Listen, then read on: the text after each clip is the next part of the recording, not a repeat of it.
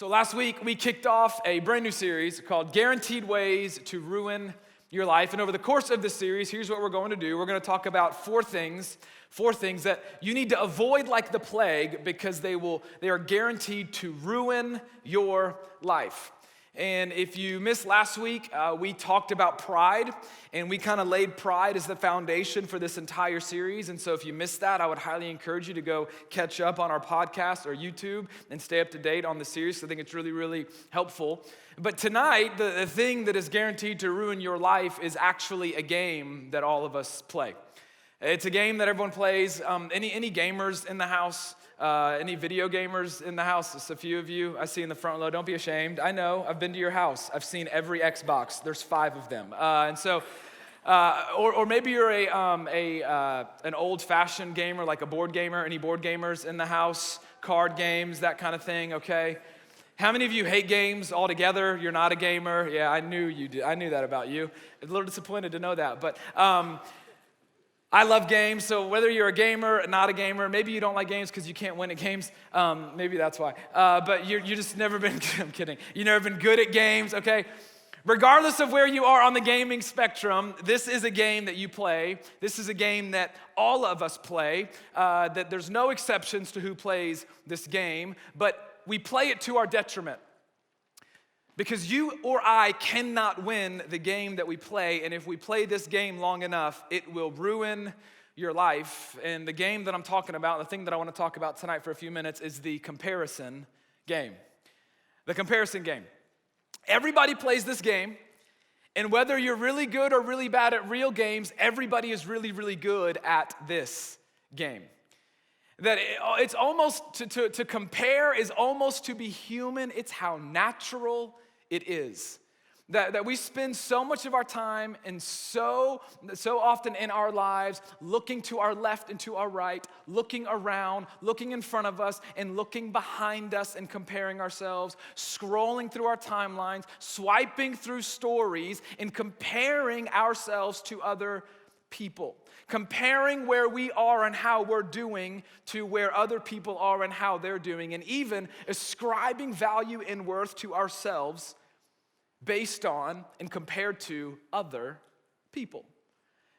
You do it ever since you were like a kid. And for me, I mean, you do it, the second you start noticing differences, the second you start comparing yourself to other people. But for me, and maybe that's the case for you, when it really started to take hold of my life in a way that was ugly, in a way that wasn't really helpful for me, was middle school.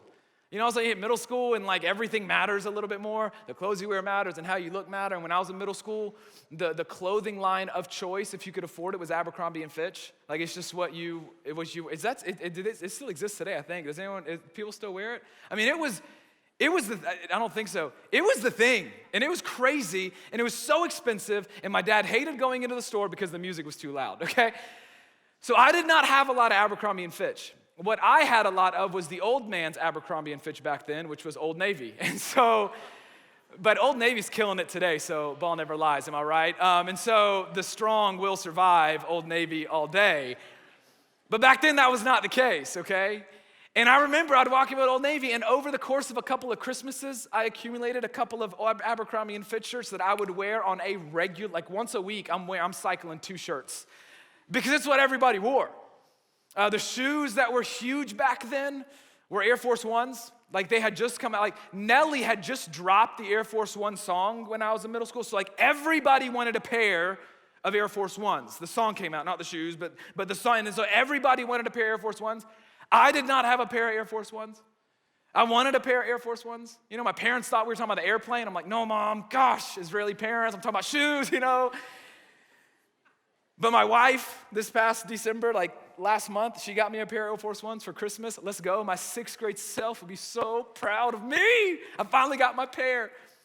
25 years too late. But it's all I wanted. And so I just remember in middle school, I'm comparing the things that I'm wearing to other people, and I want to wear the things that they're wearing. You remember what it's like in middle school, right? And then you like go to someone's house, like, man, this basement is dope, And it's like, this kid's got the cool basement. Like, I don't even have a basement, And you're just comparing, and you're comparing, and you're comparing. I mean, you're comparing all sorts of things. You're comparing book bags. I was comparing social circles, where I sat at the lunch table with who sat at the lunch table, who I sat next to at FCA, and who he sat next to at FCA. I mean, it was crazy, right?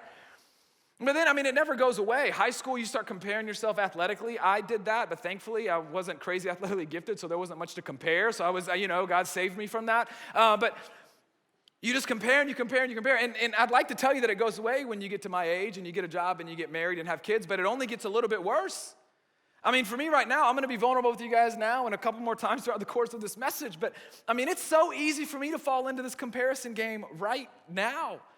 We're adding a baby in April. I can't wait to meet her, and I can't wait to introduce her to you guys one day. But so we got to get a bigger car, a family car, an SUV or a van.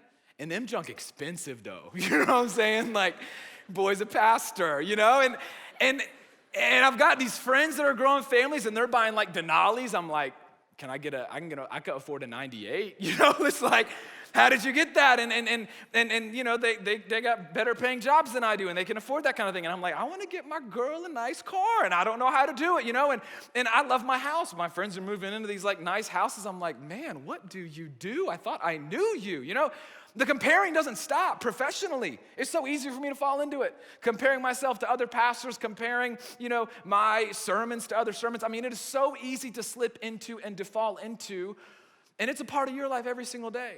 Everybody plays the comparison game. There's no exemptions. Everybody plays it. You're comparing yourself left and right, the things that you're wearing, you're single, he's dating somebody, she's about to get married, she's got a ring on her finger and yours doesn't. Like, you wish you could get a tan line, you want, you don't have any of that, or your roommate got into that major and you didn't, or he got that interview and you're still waiting to sniff yours out. Somehow he drives that car and you don't. Somehow he's able to make that kind of money in college, or she's able to make that money in college, and you are not, and you're comparing. You compare social circles, and isn't it so crazy in this day and age? Because of social media, it's become even worse. Social media has made comparison a hobby. It's just so natural. You get on social media, on Instagram, and it is so easy to begin to compare yourself to other people. It's already a natural thing in the heart of a human. And then Instagram and social media just pours gasoline on top of it. With every scroll and with every swipe, we're seeing what people are wearing, and we're seeing the vacations and trips that they're on, and we're seeing how perfect their life is, and we're seeing the fun that they're having, and you're seeing the relationships that they have, and you're seeing all the sweet things that he does for her, and all the sweet things that she does for him. And you get a window into somebody else's life, and it's almost just natural to start to compare what you see to what is true about you.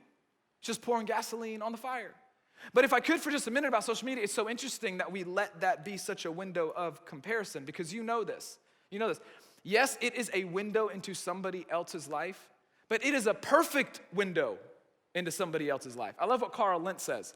We post the best and hide the rest. You know what I'm saying? Like, this is what happens. And I know somebody like, no, I post some really real posts sometimes. Yeah, okay. Okay.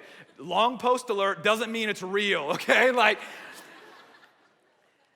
I'm not knocking Instagram and I'm not knocking social media. I just want us to look at it with the right perspective. Because do you know what we do? This is so fascinating. We don't compare our posts to other people's posts. You know what we do? We compare their posts to our real life. We're not even comparing apples to apples. We're comparing apples and Toyotas. It's not even the same family. We are comparing our real lives to the equivalent of a reality TV show. We're comparing the wrong reels. You're comparing your reel to somebody's highlight reel. Wrong reels. They're not the same reel, but we do it. We can't help it. There's something about it. We compare our reel to their highlight reel. We forget that it's not real. We forget that it is a perfect glimpse, yet we do it anyway. Researchers tell us that the more you interact with social media, the more likely you are to become and to struggle with depression. And I get it. If you're constantly comparing yourself as you're scrolling, what you see and what you don't have and what they have, the followers they have and the influence they have, the opportunities they have, and the life that they have, and the likes that they get. I know it sounds so dumb, but come on, y'all been there. 5 likes away from a personal best. It's like, will they notice if I double tap my own picture? Or you've probably heard this. Instagram is experimenting now in 7 countries, taking away you being able to see the likes that other pictures have. That you'll be able to see them on your own account, but you won't be able to see others. because it's become such a distraction. They want to take it away, and they just want to be able to focus on the idea of sharing pictures and media. It's so hardwired into everything that we do. Here's the thing about comparison, though. It is a game that all of us play, but here's what you need to understand. It's a game that you will never win.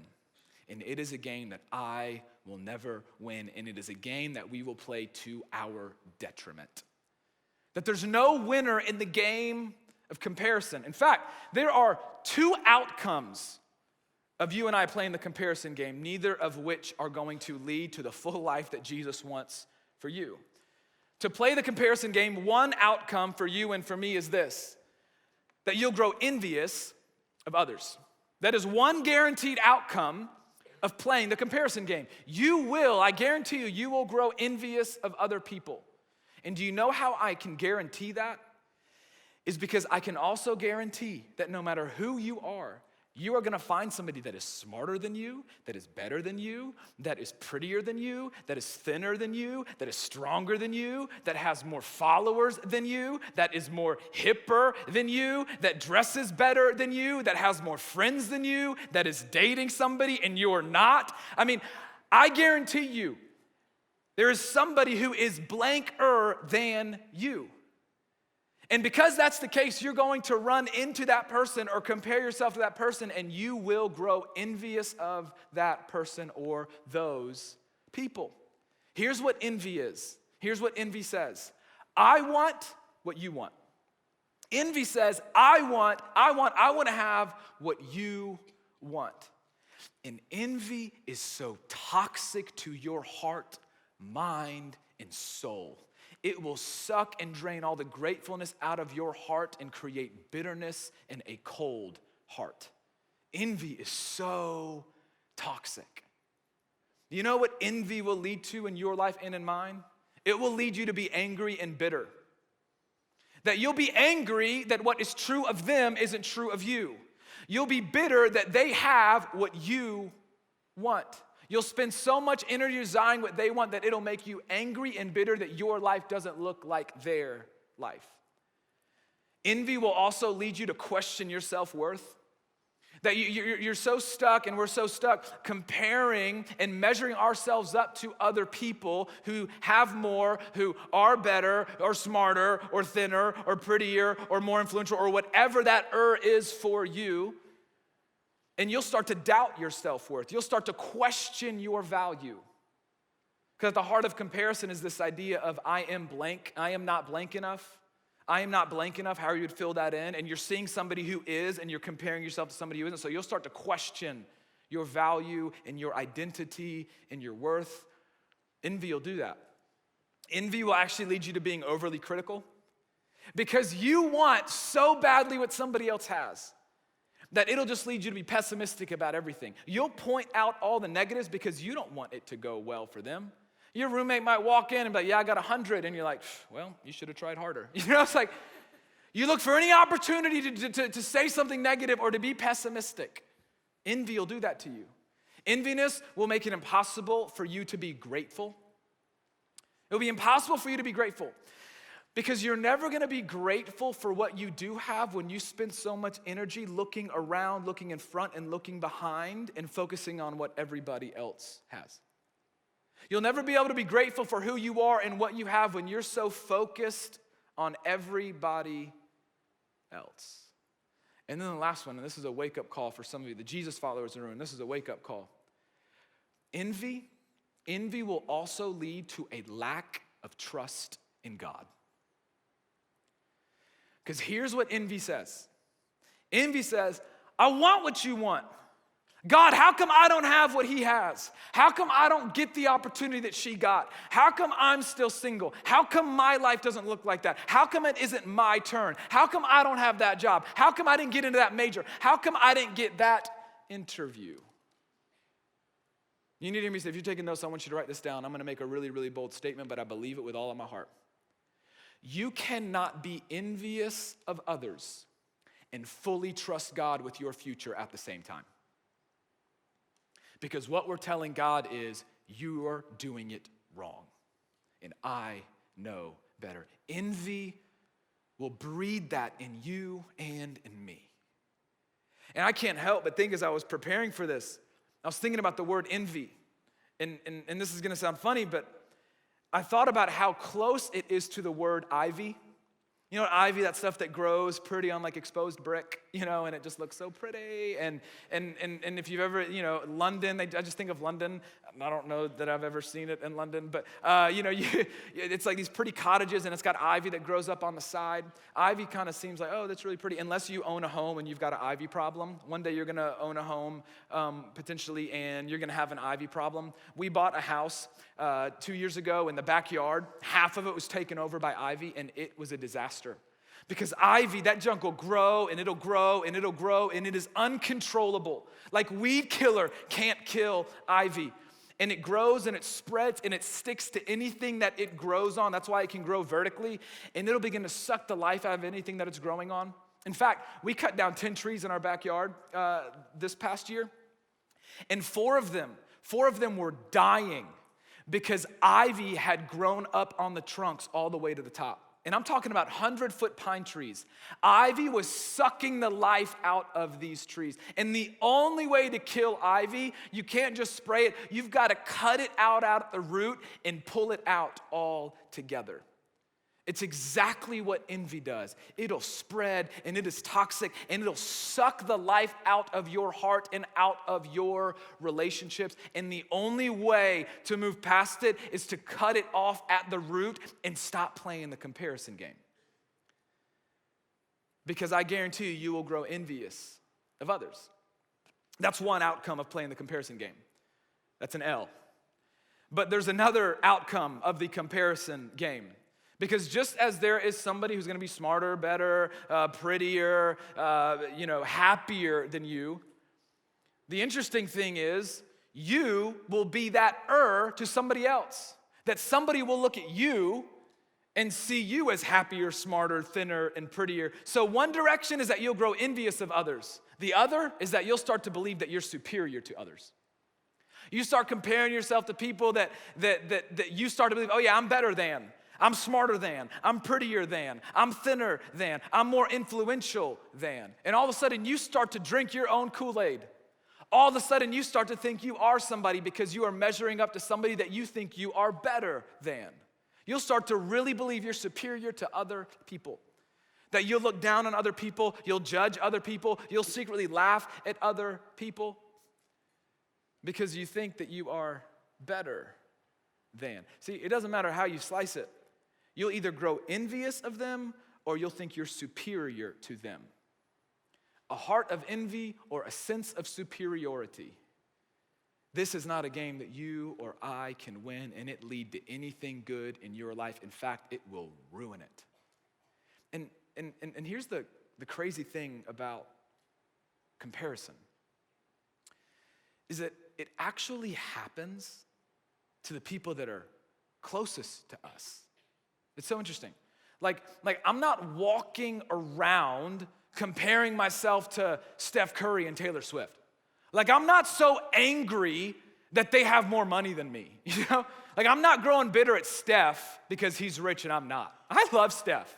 Like he's a Christian, we should be friends. Like it's just so beyond me.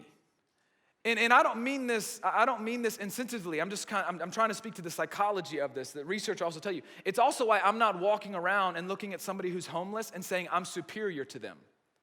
You know who we are this is one of the ugliest things about comparison. You know who I am most likely to compare myself to? People that are right there in my sphere of influence. People who are right there in my circles of influence. That you are more likely to compare yourself to a best friend that has something that you want, and you'll start to grow envious of that person. That you are very, very likely, and more likely than just about anybody else, to compare yourself to that roommate that got that interview that you didn't, and you'll start to grow envious and angry and bitter. That you are much more likely to compare yourself to a brother or a sister that seems like they have their life all together, and you're trying to figure out what you're going to major in. I'm telling you, you'll start to grow envious. That there will be some of you one day that will be asked to be in a wedding, you'll be asked to be a bridesmaid, and you will grow envious and not be able to celebrate that person who asked you to stand next to them on one of the most important days of their lives because you are envious that you've been single for 2 years. One of the ugliest things about comparison and envy is that it usually happens with those closest to us, the ones that we're in closest proximity to, our peers, our family, and our best friends. And let me just tell you, there is not a relationship on the planet that can thrive, survive, or be mutually life-giving whenever there is envy or a sense of superiority. In fact, with every comparison, you're just driving a wedge deeper and deeper and deeper that is separating that relationship. It is so ugly. That's why Solomon, he wrote this about envy. He said this, he said, a heart of peace gives life to the body, but envy rots the bones. Something that is rotting is void of life. James, the very brother of Jesus, said this in James 3:16. He said, for where you have envy and selfish ambition, there you find disorder in every evil practice. That it's gonna rot the bones, it's gonna rob you of life personally, it's gonna rob you of life relationally, it's gonna rob you of life spiritually and emotionally. And then, man, where there is envy and comparison, it's gonna lead to every other evil practice. I've said this often, and I'll continue to say it again. If you've been around, you've heard me say it. Sin, an intentional departure from God's desire and God's best for your life, sin will always kill good things in your life.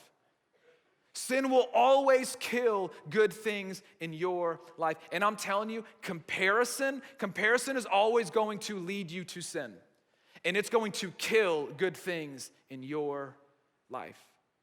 Envy, superiority, it's going to kill, it's going to ruin good things in your life. And what I'm about to show you is really, really cheesy, but I could not help but notice it. I can't believe it worked out this way. It's a complete coincidence because this is how the English language worked out. But as you sound out comparison slowly and you break it up, you know what you get?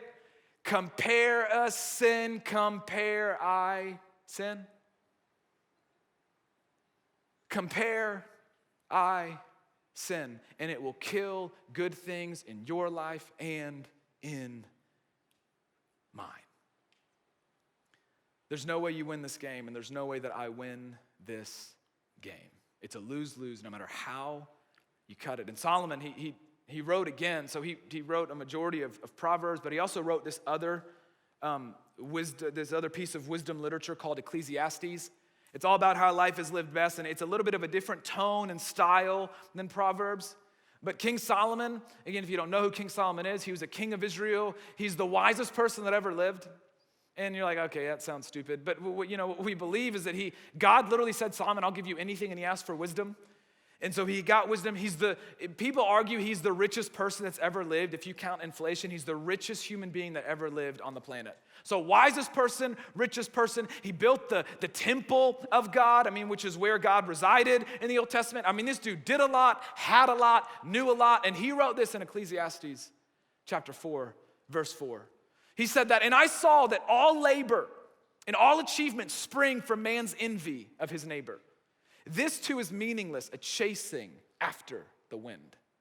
He's like looking out, and he's using hyperbole, but he's looking at his life, and he's looking out and seeing other people, and he's saying, listen, this is what I've perceived, this is what I'm understanding, is that so much of man's labor, so much of your striving is a result of envy of your neighbor. That so much of what we pursue, the things that we want, the person we want to be, the things we hope for in our lives spring out of envy for our neighbor. And he says it's meaningless and it's a chasing after the men. What does he mean by that? It's this, is that there's never a finish line. Like, you're never going to get what you want to be fully satisfied. Like, you can strive and strive and strive all that you want out of envy for another person, But there's still always gonna be somebody better. There's still always gonna be someone prettier. There's still gonna be somebody thinner. There's still gonna be someone smarter. There's still going to be somebody that seems like they have more influence than you. There's still gonna be people that you would argue are more gifted than you. We'll get to that in just a minute. It's meaningless, he says. You are never going to feel satisfied if that is your motivation. If your motivation to be and to do and to achieve is out of envy for your neighbor, it's as pointless as chasing after the wind. When's the last time you chased after wind? Hopefully never. Imagine how meaningless that would, imagine how foolish that would be. You're like frolicking, trying to catch the wind. You can't catch the wind. You can't even see it. And that's his point. It's never gonna happen. So why try? Because it's only gonna lead to a ruin. That's one issue. And then he goes on in verse 5. And this is so interesting. The fool folds his hands and ruins himself. So he's got this one extreme of describing somebody who achieves and he does and he does and he does out of envy for another person. But then here he says that the opposite of the fool that sits on his hands and does nothing. That person also ruins himself. I started thinking about this in light of comparison. Isn't it so interesting how sometimes comparison can actually lead us to sit on our hands and do nothing? Have you ever been there? Oh, well, I'll never be as good as, so I might as well not even try. I'll never have what they have, so I guess it just doesn't really matter. I'll never be able to do what he does or what she does, so I guess I shouldn't even try. That comparison starts to whisper to you and to me that just because you'll never be able to offer what they offer, that you'll never have anything to offer. That's absurd. That just because you'll never have what they have doesn't mean you'll never have anything worthwhile. That is absolutely absurd. You know that's not true, but it's what comparison allows us and forces us to perceive is true. And then Solomon, he drops this unbelievable bit of wisdom in verse 6. He says, better one handful with tranquility than two handfuls with toil and chasing after the wind. I love this. He says, better is one handful. Better is one handful with tranquility. Tranquility meaning peace and contentment and joy and happiness and satisfaction than trying to chase after two handfuls and toiling and chasing after the wind. That every single one of you have one handful. You've got things in your life that you've got things to be grateful for. You've got ways that God has gifted you. You've got a unique calling on your life. You've got things that are true about you, that are unique about you, that are not true of other people. You've got good things going on in your life. We've all got one handful. And what Solomon is saying is that our tendency when we compare is to kind of scoff at this one handful, and out of our envy and out of our comparison to reach for more, to try to be somebody that we're not, to try to get whatever somebody else has, to strive and to toil and to try to get that second handful. But what he's saying is to try to get that second handful is going to cost you more than it's worth, and it's meaningless.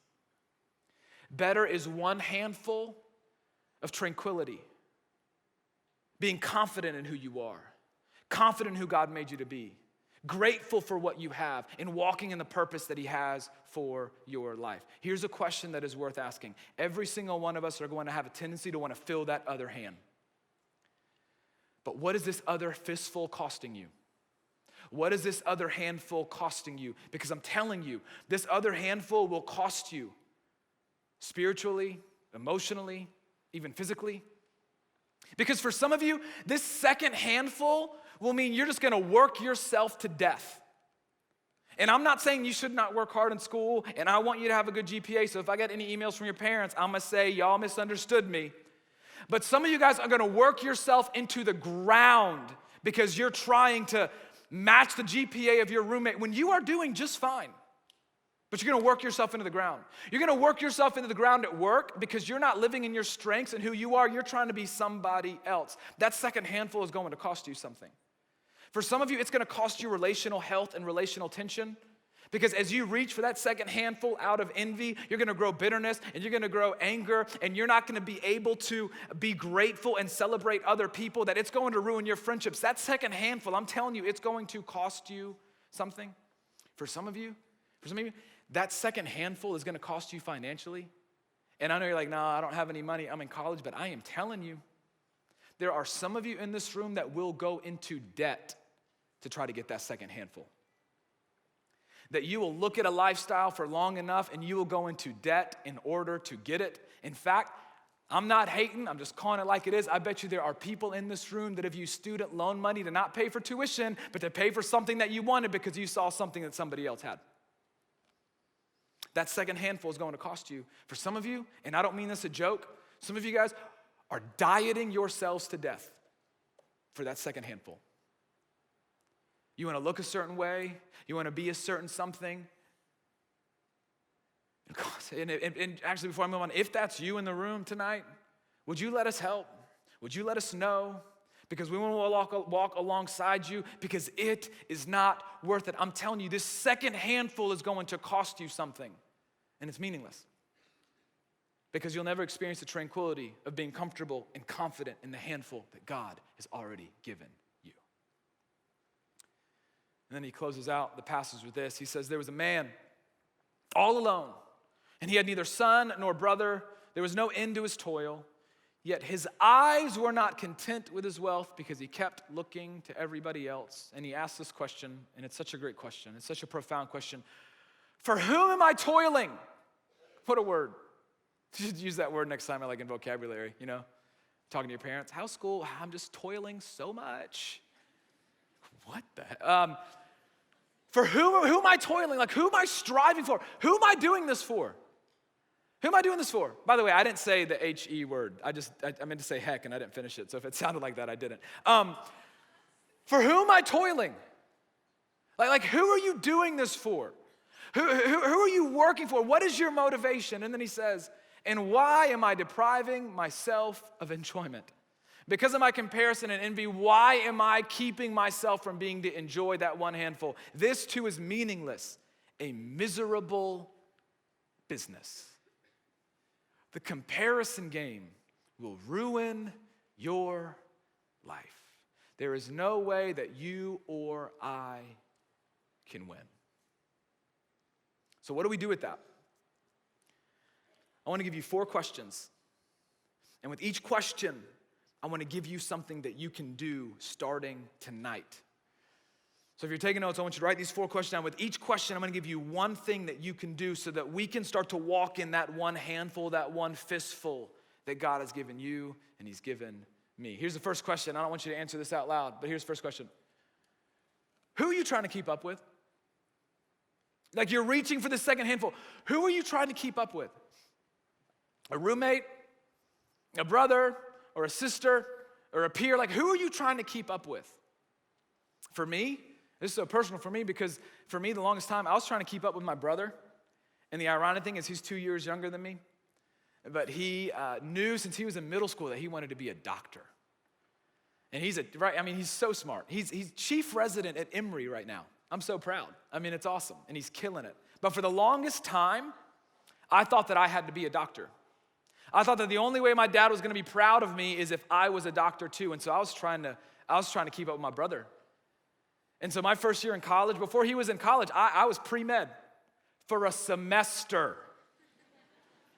I did chemistry and I was like, my brain does not work like this. The only chemistry I knew was one day, hopefully I'd feel it with a girl, because I hadn't dated in a long time either, okay? I couldn't keep up with him. I couldn't do it. And I tried, and I hated it. I hated it. And I wish there was somebody that was willing to ask me the question, man, who are you trying to keep up with? Stop. Do you know what I want you to do instead of trying to keep up with whoever it is you're trying to keep up with? I want you to forgive that person, and I want you to run your race. I don't want you to run somebody else's. I don't want you to run your brothers or your sisters or your roommates. I want you to run your race.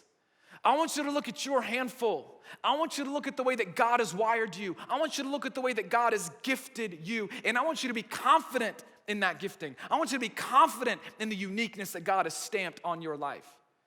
You trying to run somebody else's race is you and I saying that God made a mistake. You trying to be somebody else is saying that God messed up when he made you. Let me just tell you, the God that we believe in isn't so small that he makes mistakes. That he's got you where he's got you on purpose and for a purpose. I want you to run your race, that your value and your worth, it does not and is not determined by whether or not you're able to keep up with that person that you think is the standard. Come on, your value and your worth is defined by a heavenly Father that calls you a son and a daughter, that redeemed you, that sent Jesus to die for you. That's your value. That's your worth. It is secure. You don't have to worry about that. So I want you to run your race. I want you to be confident and comfortable in your own skin, that He's gifted you uniquely on purpose. So stop looking around and let's start running our race. Let's not reach for that second fistful and let's start running our race. I want you to run your race. Don't waste your time doing somebody else's. Second question. I want you to ask yourself, what motivates your actions? What is your motivation? Like, are you like why are you doing it? Are you doing it because of envy? Or are you doing it because you genuinely want to be better and you want to grow? Like, are you striving after something because you want to try to be somebody else? Or are you striving after something because you want to grow and develop as a human being, which is normal? Like, are you striving to be somebody that you're not? Or are you really just trying to pursue where you feel like God is leading you? I want you to define your motivations if there is something that you are not sure of. And then once you define your motivations, here is a developmental plan for you. Like, for those of you like, hey man, I get it, but like I want to keep growing and like I want to get healthier and I want to be smarter, I want to be better, not because I'm comparing, but I just like want to be better and I want to grow, I want to give you a clear development plan once you've defined your motivations. Are you ready? Watch this. I want you to compare yourself to yourself. Don't compare yourself to other people. That's not helpful. Like, do you really want to grow? And do you really want to run your race well? And do you really want to keep growing into the person that God has called you to be? Then I want you to compare yourself to yourself. Like, for me, if I'm just being straight up, I want to grow as a communicator. I love preaching, and I want to keep growing as a preacher. And you know what would be easy for me to do?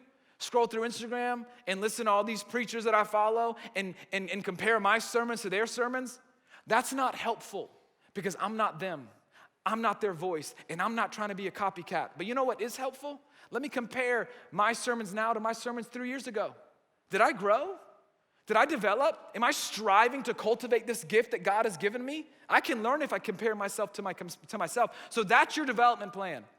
That's how you grow and how you strive. You measure yourself to yourself, not to somebody else. So I want you to define what it is that's motivating you, and then I want you to compare yourself to yourself. Run your race well. One fistful, but I want you to compare yourself to yourself. The third question, who or what is envy causing you to overlook? God, this is so good. Who are you overlooking? Like, you've got this fistful, and you can't even look at it long enough to be grateful for what you have, for where you are, for the opportunities that you do have, because it doesn't seem as good as somebody else's. For some of you, the thing that you want more than anything is a relationship. Did you know that a season of singleness is a gift? That most of you are not going to be single for the rest of your life. And I promise you, one day you're going to wish you could do whatever you want without somebody else's permission. What are you overlooking because of envy? What do you need to look back at that one fistful and express gratitude for? And be grateful for? That God has it for you, that you need to trust in His timing. Expressed gratitude, I'm telling you, expressed gratitude, it'll change your attitude. It'll give you perspective. And expressed gratitude, man, it'll remind you of God's faithfulness in your life. So literally, I want you to write it down. I heard Ben Stewart, who is a pastor that I love and respect and listen to a lot, and he talked about how before his quiet times, he answers these questions. And so it got me thinking, man, what are some questions I want to be asking myself before I dig into my time with God's word? And one of the questions I came up with is, what am I grateful for?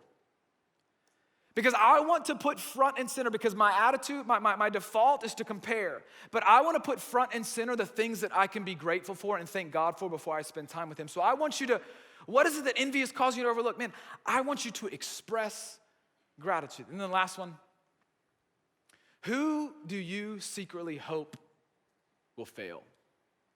Ooh, stepping on some toes tonight. Who do you secretly hope will fail? You know, the sad reality about this is, for a lot of us, It might be somebody that you consider a best friend. It might be somebody that you live with. It might be a brother or sister. And I get it. You're like, man, she's been in a bunch of relationships. Let me just get one. We can be single together for a little bit. She'll be fine. Can he not just fail one test?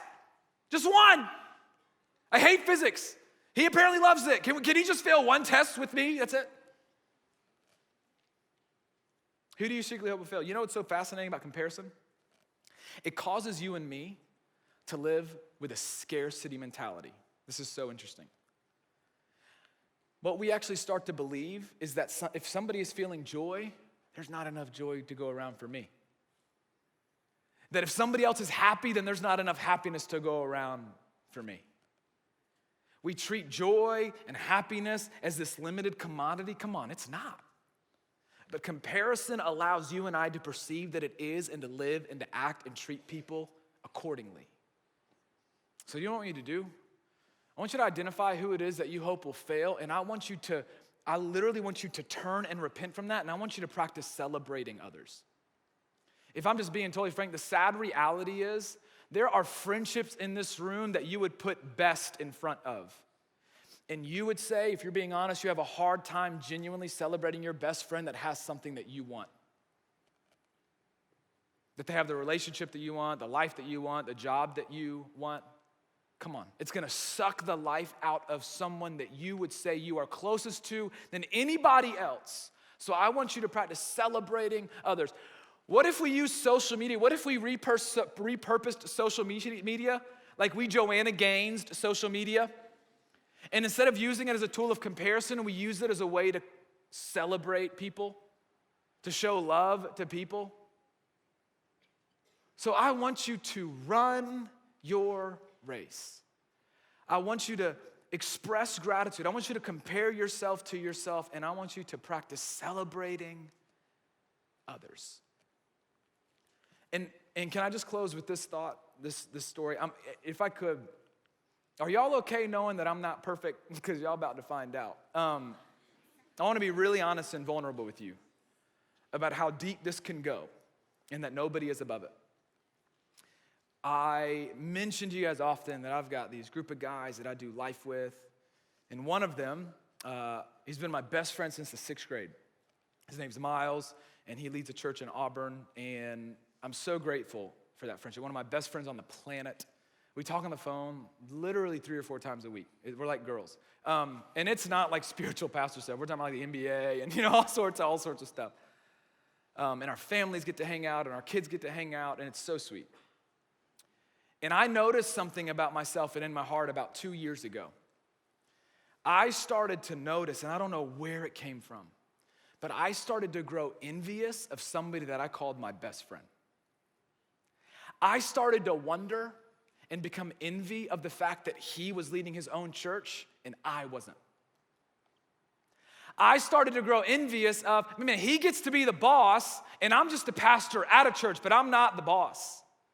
That he's getting to lead this brand new church plant and do all this exciting stuff, and I'm not leading my own church, and we're the same age, and I started to feel behind, and you know what I started to feel creeping into my heart, man? I feel so ashamed telling you, but I'm just being real. I started to feel my heart hardening and keeping me from wanting to celebrate and be proud of somebody that I called my best friend. And so literally I was so grateful how it worked out. Within a week or so of some of this stuff surfacing, he was driving through town and going to speak somewhere, and he stopped in at Woodstock City to hang out for the afternoon, and we were just talking and hanging out in my office, and we had like a heart-to-heart. Like it was great. Like he was crying, I started crying about some stuff. It was awesome, all right? I'm telling you, it's like so real. But then I had to look him in the eyes, and I wanted to root this out with everything I had. And I said, Miles, I got to tell you something. I got to apologize to you because I started to grow envious of you, and I just told him everything. And he's like, what? Man, I'm like, I think your life is awesome, whatever. And I'm just like, no, you don't understand. Like, it led me to a point where I wasn't even going to celebrate you. And I just want you to know that I'm sorry, and I'm so proud of you, and I am your biggest fan. I wanted to root it out so quickly because I wasn't going to let the enemy drive a wedge between somebody that I call a brother. Let me just tell you, It will creep into and kill any relationship if you let it. But nobody wins playing the comparison game. So I want you to run your race. I mean, come on. I'm growing envious of him, and I have a dream job. I love this place. I love you. Me and my wife regularly talking about how we are so grateful for the season that we are in.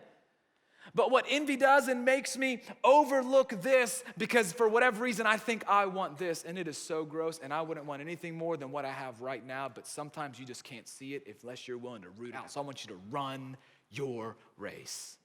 Compare yourself to yourself. Express gratitude and celebrate others. And don't let comparison ruin your life or the life that God has for you. Heavenly Father, thank you for a space to have difficult conversations.